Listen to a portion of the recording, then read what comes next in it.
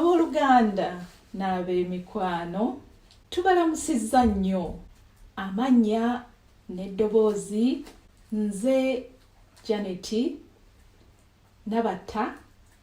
Eryo nno lyeri Omuzirandiga muzzukulu wa Loomwa, muzzukulu wa Samwiri Balagadde Kataza Ennabutitti Bukuya. Ate era nze Mukiibi awo nno mba nakabutuzi wano oba omufumbatooke mu Boolugave. Amannya gonna ne gaba Janet Nabatta Mukiibi. Nzize ng'omugenyi ku mukutu guno kwe tubatuusizaako engero nga bwe zaagerebwa bajjajjaffe. Engero zino nnungi nnyo, nnungi eri abantu abakulu okwejjukanya, ate abato okuyiga olulimi Oluganda nga bwe bakozesa tekinologiya ow'omulembe guno. Ky'ototegedde buuza omuntu omukulu akuyambe, oba kiwandiike wansi mu comment section tujja kuddamu. Olugero lwaffe olwaleero lwe lwa ndiwulira. Lugenda bwe luti: awo olwatuuka abooluganda ng'otulabira nga wabaawo omusajja ng'awasa mukazi we nga bazaala abaana baabwe 5.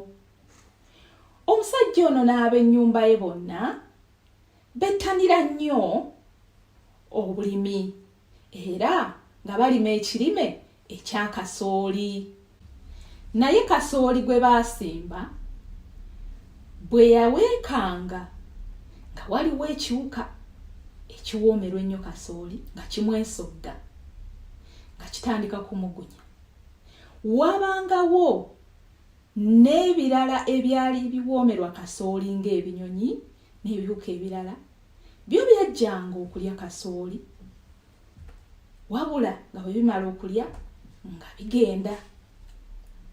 Munnange nno ekiwuka kino kyo ekyayingira okulya kasooli, banne wadde baawoomerwanga baakigamba nti nannyini nnimiro bw'ali kusanga mu kasooli muno. Kyo ne kibaddamu nti ndiwulira nga bajja basaatuuka n'enva mu kasooli. Munnange nno ekiwuka nga kiwoomerwa kasooli, banne bajjanga ne balya ne bagenda ng'era bakirabamu ekiri munda mu kasooli.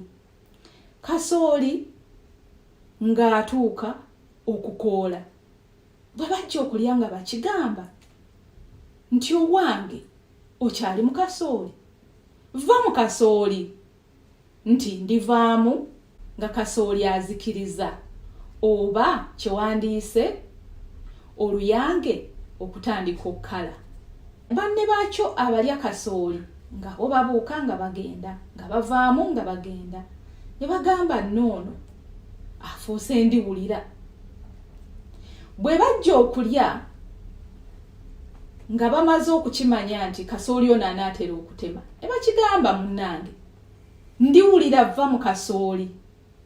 Nti ndivaamu nga kasooli atuuse okutema oba okunuula, tekyava mu kasooli. Ne balya ne bagenda, ne bakomawo nga kikyali munda mu kasooli. Ne bakigamba ndiwulira va mu kasooli. Nti ndivaamu nga kasooli bamususa. Kasooli ne bamutema, ne bamutwala ne bamususa, naye wabula baamususaako kyakungulu kuba yali wa kufumba. Bwe batyo kasooli ne bamususa, ne bamuteeka mu ntamu, ne bamutokosa nga ndiwulira ali mu kasooli, teyawulira. Ng'Omuganda bw'agamba nti enindiriza emeza ssemitego, ndiwulira yalinda okutuusa lwe baamuteeka mu ntamu.